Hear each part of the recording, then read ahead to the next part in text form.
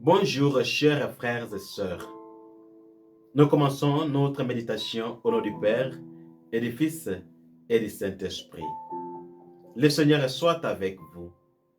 Le thème de notre méditation de ce matin est Sur vos ceintures. Nous commençons notre descente. Prions le Seigneur. Éternel Tout-Puissant, merci d'avoir nous encouragés et de nous rappeler que nous avons commencé notre descente pour que nous soyons déjà prêts et à éviter tout ce qui ça peut interrompre notre descente, tout ce qui ça peut conduire vers le mal ou l'accident. Enlève en nous tout l'esprit de paresse et tout ce qui ça peut nous décourager. Nous comptons sur toi et nous dépendons à toi totalement. Par Jésus-Christ notre Seigneur. Amen. Juste avant de donner l'histoire de ce matin, je voulais expliquer un peu notre thème. Notre thème est « Serrez vos ceintures ». Nous commençons notre descente. Ce sont les paroles que les hôtesses disent dans l'avion avant la descente. Je n'ai pas beaucoup voyagé, mais j'ai eu quand même la chance d'écouter dans les films. Et c'est l'avertissement pour éviter les accidents ou quelque chose qui peut conduire à un problème de descente de l'avion. Et l'histoire de ce matin, il y avait une famille qui voulaient aller passer leur temps en vacances à Dubaï. Cette famille, ils étaient 6 en total, 3 enfants, 2 parents et la grand-mère.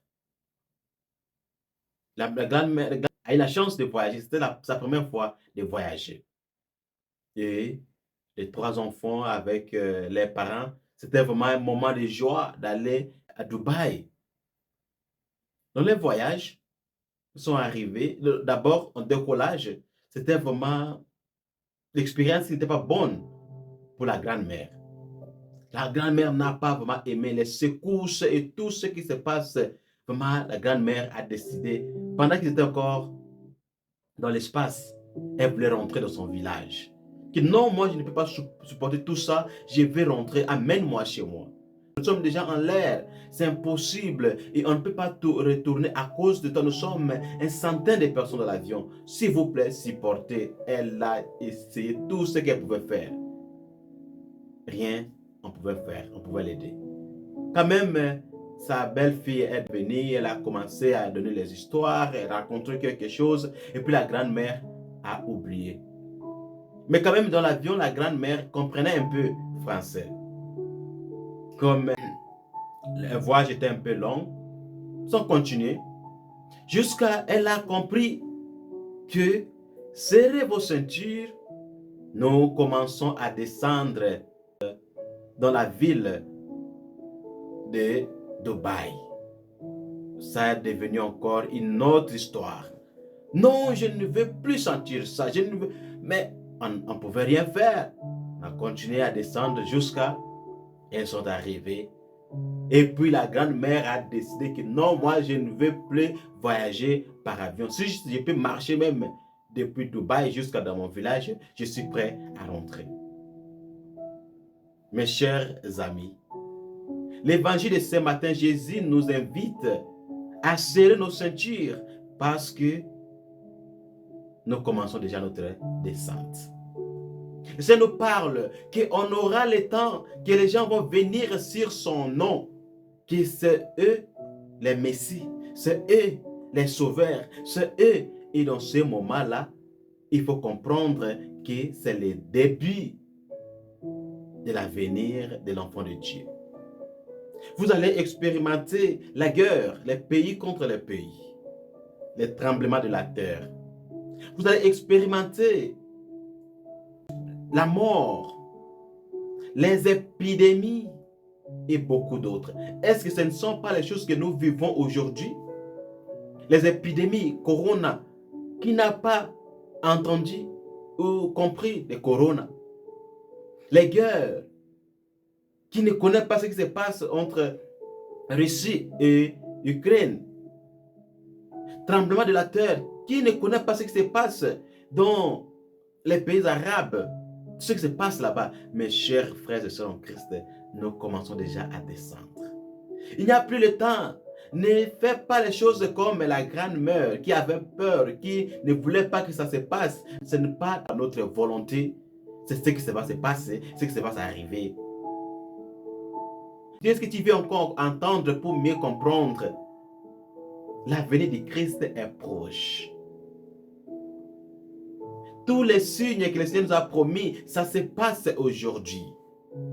Même si le Seigneur ne va pas venir demain ou après-demain, la mort est à côté de nous. C'est ici qu'il y a la mort. Pourquoi pas de vivre comme les gens qui attendent l'avenir de Christ? Ça fait un peu honte et peur même de voir qu'il y a un groupe de gens qui vivent une vie de débauche, de désordre, les gens qui ne se préparent même pas pour l'avenir de Christ. On aura un jugement, mes chers frères et sœurs en Christ. Mes chers amis, on aura un jugement que le Seigneur va nous poser des questions.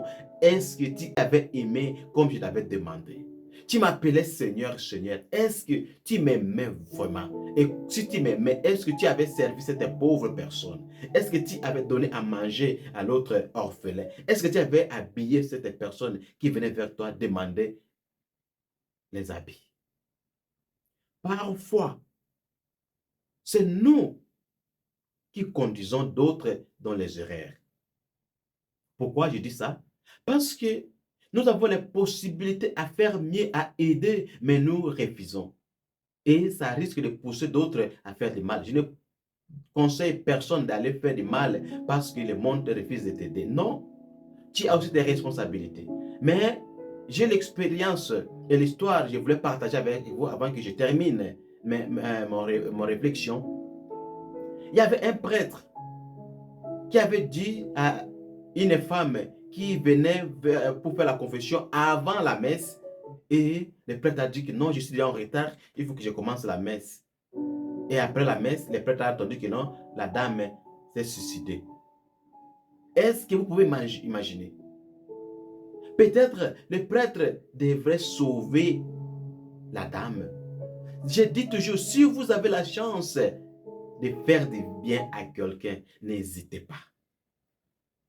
Ça peut être votre seule chose qui va vous aider à gagner la vie éternelle. N'hésitez pas, chers frères et sœurs en Christ. Parfois, tes refus d'aider les pauvres, ça les conduit à voler, ça les conduit à faire du mal. Que toi et moi, nous puissions être toujours prêts, alerte, comme les gens qui voyagent dans l'avion. Quand on leur disait de mettre près de serrer les ceintures, ils étaient prêts à serrer pour empêcher toutes les sortes d'accidents qui pouvaient arriver. Que toi et moi, nous puissions être toujours prêts et vivre notre vie comme les gens qui attendent l'arrivée de Christ. Et comme les gens qui savent déjà que le Christ va arriver bientôt. Parce que tout ce qu'il nous a promis, ça se réalise. Prions le Seigneur. Éternel Tout-Puissant, merci d'avoir nous rappelé que nous sommes obligés de faire ce que ça peut nous conduire vers la vie éternelle. Enlève en nous l'esprit de paresse et l'esprit de doute pour que nous comptons toujours en toi et de se préparer et de rester toujours dans l'état de grâce pour la vie éternelle. Continue à nous sauver et à nous protéger par Jésus-Christ notre Seigneur. Amen. Merci beaucoup, chers frères et sœurs en Christ. Merci, mes chers amis, pour vos soutiens. Vos commentaires, ça me soulage beaucoup, ça me donne encore du courage à faire mieux. Merci beaucoup, ma conseillère, ma mère, ma soeur, pour tout ce que vous avez de faire. Merci pour tous vos sacrifices et toutes les personnes qui sont toujours avec nous. Que le bon Dieu vous bénisse énormément. Le Seigneur soit avec vous. Que Dieu Tout-Puissant vous bénisse, le Père, le Fils et le Saint-Esprit. Allez dans la paix de Christ. Votre humble simple serviteur, Sango Placide.